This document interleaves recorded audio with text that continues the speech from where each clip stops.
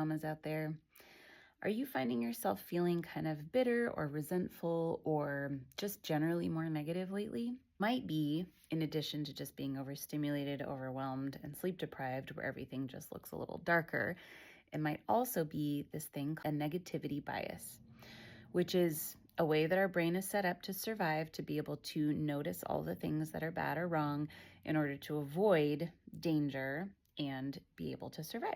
Negative memories are written in about 3 seconds, and positive memories are written in about 14 seconds.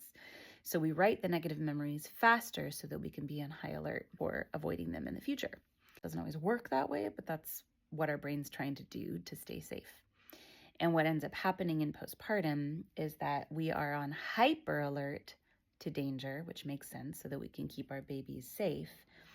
And our senses are more on alert in order to hear the babies cry, smell if they need a diaper change, things like that. So we're heightened, and so everything is more overwhelming as well, which adds to that negative spiral. And because of this negativity bias, we tend to focus on what's wrong or bad or not going well. But what happens is that becomes a bit of a snowball effect. And so things start to look worse and worse, or we start to be more and more critical of our partner, more and more critical of our postpartum body or our messy house, or you name it. And so one thing to do in order to try to turn this around is to steer the ship like 1 or 2 degrees in a new direction. And so if you think about a ship, if you turn it 1 degree down the road, it's going to be ending up somewhere very different. So if we steer the ship in the direction of starting to look for what is going well, starting to look for what is right and good and true, and seeing a more balanced view of your life, you're going to end up somewhere much more beautiful, and the world is going to look brighter to you.